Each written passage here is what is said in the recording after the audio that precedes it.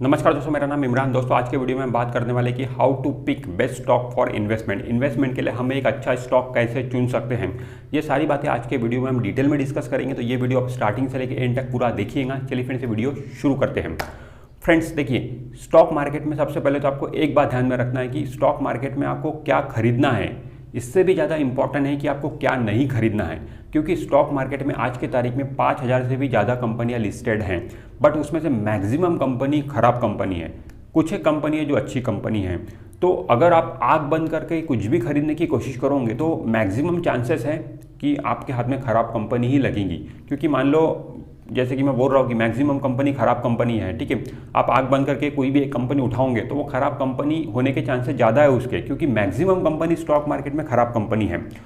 तो आपको आंख बंद करके बिल्कुल भी शेयर नहीं खरीदना है। तो आपको क्या खरीदना है, इससे भी ज़्यादा इंपॉर्टेंट है कि आपको क्या नहीं खरीदना है, ये पहले आपको समझना जरूरी है। तो सबसे पहले मैं आपको वही बताता हूँ कि आपको स्टॉक मार्केट में किस टाइप की कंपनियों में पैसा नहीं लगाना है, किस टाइप की कंपनी आपको नहीं खरीदना है। तो सबसे पहली जो है वो है कि खराब मैनेजमेंट वाली कंपनी। खराब मैनेजमेंट वाली कंपनी में आपको पैसा नहीं लगाना है। अब खराब मैनेजमेंट मतलब कौन? मैनेजमेंट मतलब कंपनी के जो लोग रहेंगे, कंपनी के जो प्रमोटर्स है, ठीक है, वही कंपनी को संभालते हैं। तो वो जो प्रमोटर्स है, कंपनी का जो मैनेजमेंट है वो अच्छा होना चाहिए, वो खराब मैनेजमेंट नहीं होना चाहिए। अब ये आपको कैसे पता चलेगा कि कंपनी का मैनेजमेंट खराब है या फिर अच्छा है? तो फ्रेंड देखिए, अब ये तो कंपनी का मैनेजमेंट मतलब कंपनी के लोग। अब कंपनी के लोगों के अंदर घुस के तो हम देख नहीं सकते हैं कि उसका स्वभाव कैसा है, उसका नेचर कैसा है, किस तरीके के डिसीजन वो लेता है, ठीक है। तो वो तो हम देख नहीं सकते। तो जो हम देख सकते हैं वो हमें करना चाहिए। हम ये देख सकते हैं कि उसके लिए आप एक चीज़ देखिए कि कंपनी पे कितने ज़्यादा लिटिगेशन चल रहे हैं, कितने ज़्यादा लीगल केसेस कंपनी पे चल रहे हैं, कितने ज़्यादा कंपनी पे कोर्ट केसेस चल रहे हैं। ये देखने की आप कोशिश करिए। इससे हम थोड़ा बहुत अंदाज़ा लगा सकते हैं। मान लो कोई कंपनी पे बहुत ही ज़्यादा कोर्ट केसेस चल रहे हैं, बहुत ही ज़्यादा लीगल केसेस चल रहे हैं, तो इससे ये समझ में आता है कि उस कंपनी का मैनेजमेंट कहीं ना कहीं कुछ गड़बड़ है उस मैनेजमेंट में, तभी तो कंपनी पे इतने ज़्यादा कोर्ट केसेस चल रहे हैं। ये देखते वक्त एक चीज़ आपको ध्यान में रखना है कि कंपनी कितनी पुरानी है, ठीक है। कंपनी मान लो बिल्कुल नई है और आप देख रहे हो कि कंपनी पे कोई भी कोर्ट केसेस नहीं है, कंपनी बहुत अच्छी है, ऐसा नहीं है। आपको ये भी ध्यान में रखना है कि कंपनी कितनी पुरानी है और उस हिसाब से कंपनी पे कितने ज़्यादा कोर्ट केसेस है, कितने ज़्यादा लीगल केसेस है, इसका अंदाजा आपको लगाना है।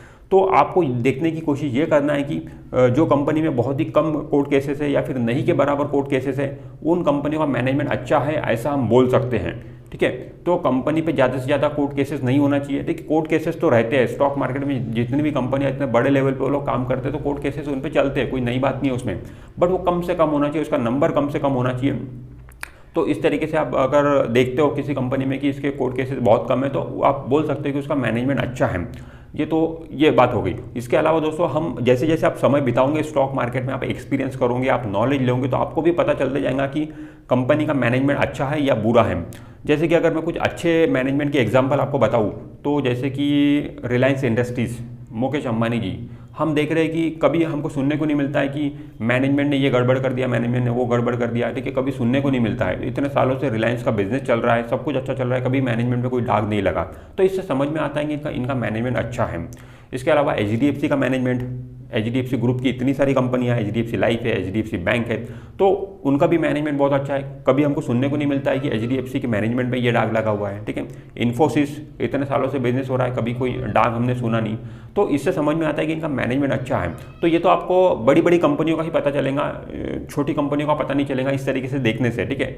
बट अगर छोटी कंपनी भी आपको पोर्टफोलियो में शामिल करना जरूरी है अच्छे रिटर्न के लिए, तो उसके लिए आपको मैनेजमेंट की स्टडी खुद ही करना पड़ेगा। मतलब खुद देखने की आपको कोशिश करना चाहिए कि कंपनी का जो बैकग्राउंड है सबसे पहले उसको देखिए, ठीक है। कंपनी के मैनेजमेंट की इंफॉर्मेशन लीजिए, कोर्ट केसेस कंपनी का देखिए, ठीक है। उससे थोड़ा बहुत अंदाजा हम लगा सकते हैं कि कंपनी का मैनेजमेंट अच्छा है या फिर खराब है। इसके अलावा दोस्तों, दूसरी बात, आपको ज़्यादा डेट वाली कंपनी नहीं खरीदना है, मतलब ज़्यादा कर्जा वाली कंपनी नहीं खरीदना है। अब देखिए, स्टॉक मार्केट में जितनी भी कंपनियां काम कर रही, कर्जा तो कंपनी पे होता है, ठीक है। इसमें कोई भी नई बात नहीं है, क्योंकि कंपनी को कर्जा लेना पड़ता है, लोन लेना पड़ता है बिजनेस करने के लिए, ठीक है। बट वो जो कर्जा है कंपनी पे, वो एक लिमिट से ज़्यादा नहीं होना चाहिए। मतलब कंपनी की जितनी मार्केट कैप है उतना ही कर्जा है, या फिर जितनी मार्केट कैप उससे ज़्यादा कर्जा है, ऐसी स्थिति नहीं होना चाहिए, ठीक है।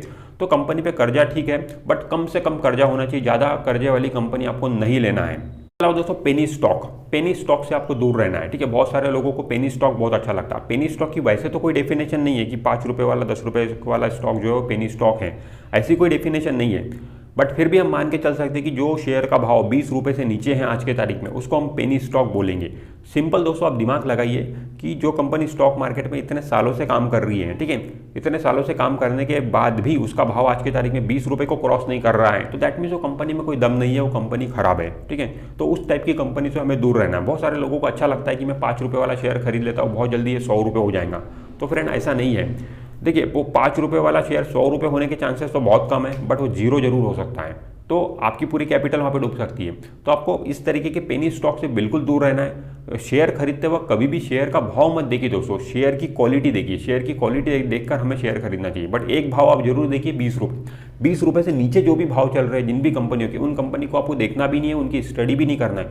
20 रुपये से ऊपर जिनके भाव है उन्हीं की स्टडी करो और उन्हीं में से कुछ लेने की कोशिश करो। इसके अलावा दोस्तों एक और टाइप की कंपनी आपको नहीं खरीदना है कि जो कंपनी में आपको ग्रोथ दिखाई नहीं दे रही है। बहुत सारी कंपनी ऐसी होती है स्टॉक मार्केट में जो ठीक ठाक तो चल रही है, बट उनमें कोई ग्रोथ हमें दिखती नहीं है, ठीक है। पिछले 5 साल 6 साल की बैलेंस शीट हम उठा के देख रहे हैं तो कंपनी की कोई ग्रोथ है ही नहीं। जहाँ थी कंपनी वही है, या फिर और थोड़ा डाउन ट्रेंड में जा रही है, ठीक है। कंपनी के सेल्स के फिगर नीचे आ रहे हैं, प्रॉफिट के फिगर नीचे आ रहे हैं। तो इस टाइप की कंपनी से हमें दूर रहना है। जो कंपनी में आपको ग्रोथ दिखाई दे रही है, पिछले 5 साल की बैलेंस शीट आप देख रहे हो, ग्रोथ दिखाई दे रही है, तो फिर आप उस कंपनी में इंटरेस्ट ले सकते हो खरीदने के लिए। इसके अलावा दोस्तों जो कंपनी डिविडेंड नहीं देती है, उस टाइप की कंपनियों से भी आपको दूर रहना है।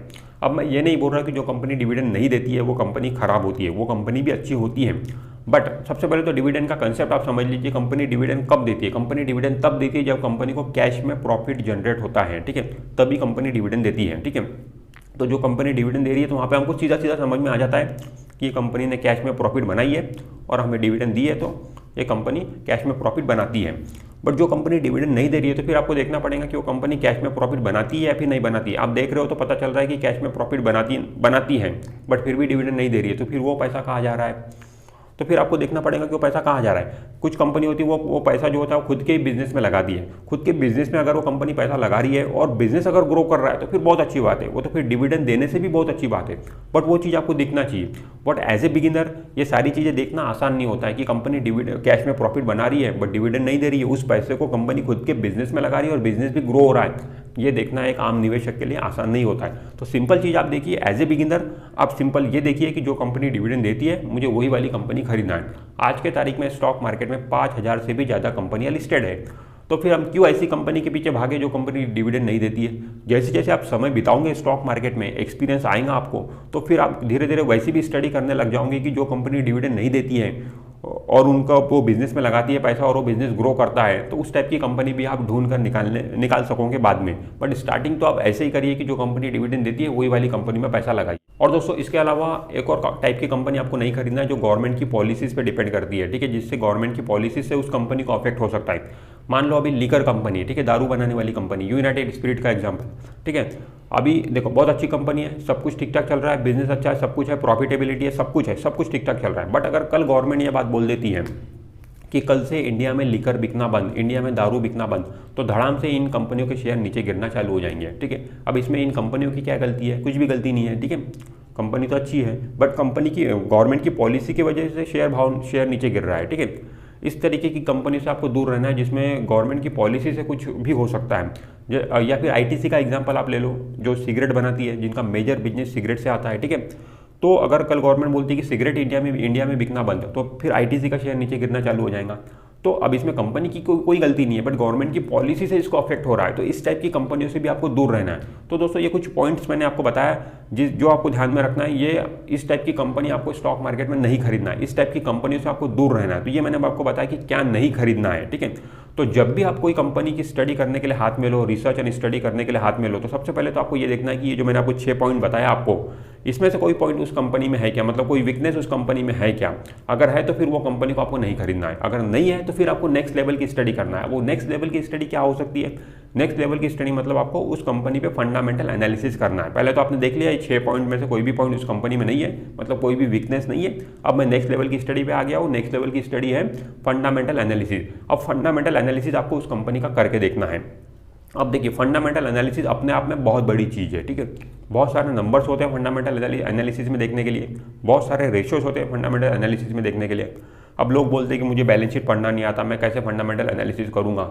तो वाकई में एक बिगिनर के लिए इतना आसान होता नहीं है, बट मैंने इसको सिंप्लीफाइड किया हूँ, एक बिगिनर लोगों के लिए सिंप्लीफाइड किया हूँ। और आपको बैलेंस शीट में सिर्फ 3 नंबर देखना है, वो 3 नंबर देखकर भी आप पता लगा सकते हो कि वो कंपनी अच्छी है या फिर खराब है। तो दोस्तों देखिए, अब बैलेंस शीट आपको जो देखना है, पिछले 5 साल की बैलेंस शीट देखना है, 1-2 साल की बैलेंस शीट नहीं देखना है, पिछले 5 साल की बैलेंस शीट देखना है, तभी आपको पूरा कंपनी का ट्रैक रिकॉर्ड पता चलता है। अब ये बैलेंस शीट आपको इंटरनेट पे इजीली अवेलेबल है। आप moneycontrol.com की वेबसाइट पे जाओगे तो वहाँ पे आपको कोई भी कंपनी की बैलेंस शीट आप देख सकते हो। इसके अलावा BSEindia.com की वेबसाइट पे भी आपको बैलेंस शीट मिल जाएंगी कंपनी की। इंटरनेट पे सारा डेटा अवेलेबल है, बस देखने वाला चाहिए। तो आपको पिछले 5 साल की बैलेंस शीट कोई भी कंपनी की देखना है, मतलब जो कंपनी की रिसर्च एंड स्टडी कर रहे हो उसकी आपको बैलेंस शीट देखना है। और बैलेंस शीट में आपको क्या देखना है, बैलेंस शीट में आपको पिछले 5 साल का रिकॉर्ड देखना है। पिछले 5, जैसे कि मैंने आपको बताया कि 3 नंबर, सिर्फ 3 नंबर आपको देखना है। पहला नंबर है सेल्स का, दूसरा नंबर है प्रॉफिट का, तीसरा नंबर है डिविडेंड का। ये 3 नंबर आपको देखना है। तो सबसे पहले आप देखिए कंपनी का प्रॉफिट देखिए, ठीक है। पिछले 5 सालों में कंपनी का प्रॉफिट कैसा है, क्या वो अप ट्रेंड में है या फिर वो स्टेबल है। अप ट्रेंड में है तो बहुत ही अच्छी बात है, एटलीस्ट स्टेबल तो भी रहना चाहिए, ठीक है। दूसरा नंबर आपको देखना है सेल्स का, कंपनी का सेल्स पिछले 5 सालों में कैसा है, क्या वो अप ट्रेंड में है या फिर स्टेबल है। एटलीस्ट स्टेबल तो भी रहना चाहिए, ठीक है। अप ट्रेंड में तो बहुत अच्छी बात है। तीसरा नंबर आपको देखना है डिविडेंड का, कंपनी पिछले 5 सालों में रेगुलर बेसिस पे डिविडेंड दे रही है या फिर नहीं दे रही है, ठीक है। कंपनी ने डिविडेंड देना चाहिए, वही वाली आप कंपनी खरीदे, जैसे कि मैंने आपको पहले भी बताया हो, ठीक है। अभी डिविडेंड दे रही है कंपनी, अभी आपको ये भी देखना है कि कंपनी ने कम से कम तो भी एटलीस्ट एक बार तो भी डिविडेंड देना चाहिए साल में, ठीक है। कुछ कंपनी होती है जो साल में 2-2, 3-3 बार डिविडेंड दे दीजिए, उतना नहीं तो भी कंपनी ने साल में मिनिमम एक बार तो भी डिविडेंड देना चाहिए। पिछले 5 सालों में लगातार कंपनी ने 5 बार डिविडेंड दिया, हर साल डिविडेंड दिया, तो वो कंपनी अच्छी है, हम ऐसा मान के चल सकते हैं और उस कंपनी में पैसा लगाने की सोच सकते हैं। तो कोई भी कंपनी में आपको ये 3 नंबर दिखाई दे रहे हैं, मतलब कंपनी का जो प्रॉफिट है पिछले 5 सालों में वो इंक्रीजिंग ट्रेंड में है, उसका ग्राफ प्रॉफिट का, सेल्स का ग्राफ भी इंक्रीजिंग ट्रेंड में है और कंपनी पिछले 5 साल में हर साल डिविडेंड दे रही है, तो फिर हम बोल सकते हैं कि वो कंपनी अच्छी है। उस टाइप की कंपनी आप अपने पोर्टफोलियो में लॉन्ग टर्म के लिए लेके रख सकते हो, वो जरूर आपको मुनाफा देंगी। तो दोस्तों इस तरीके से आप एक अच्छी कंपनी सिलेक्ट करने की कोशिश कर सकते हो और अपने पोर्टफोलियो में लॉन्ग टर्म के लिए लेके रख सकते हो और अपनी वेल्थ बना सकते हो। तो फ्रेंड्स, आज के वीडियो में हमने समझा कि किस तरीके से आप एक अच्छा शेयर चुन सकते हो। मुझे उम्मीद है कि ये वीडियो आपको अच्छा लगा होगा। अगर ये वीडियो आपको अच्छा लगा है तो वीडियो को लाइक जरूर कर दीजिए और आपने अभी तक हमारे चैनल को सब्सक्राइब नहीं किया है तो चैनल को सब्सक्राइब करके बेल आइकॉन जरूर प्रेस कर दीजिए। मैं मिलता हूँ आपसे नेक्स्ट वीडियो में, तब तक के लिए बाय बाय।